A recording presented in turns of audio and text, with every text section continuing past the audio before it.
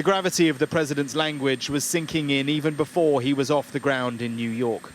By the time he'd arrived back in Washington, with his press secretary at his side, he'd have been fully aware of the impact the off-the-cuff, off-camera remarks were having.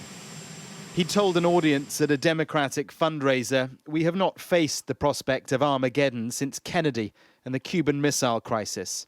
He, Putin, is not joking when he talks about potential use of tactical nuclear weapons or biological or chemical weapons, because his military is, you might say, significantly underperforming.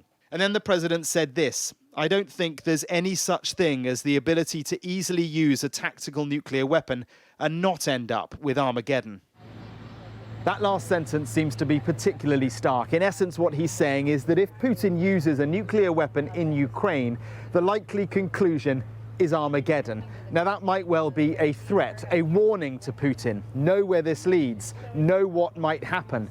The danger, of course, is that it's a warning which ends up playing out. The Russian leader celebrated his birthday in Moscow with a small collection of loyalist leaders. But it was his comments a week ago which still ring loud.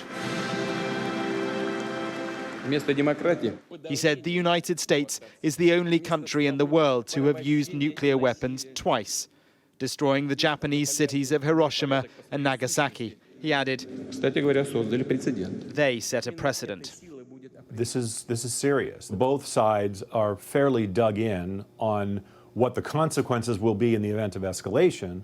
What we don't know yet is what either side will be willing to accept short of complete annihilation of the other side.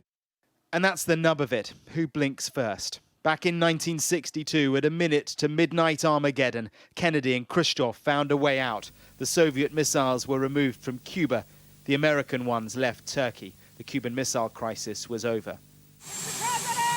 White House officials insist the president's remarks are not based on new information. Consistent messaging, they say, or loose language. Either way, the backdrop now isn't a 1960s Cold War, but a real one in Europe, where calculations are hasty and miscalculations very possible. Mark Stone, Sky News in Washington.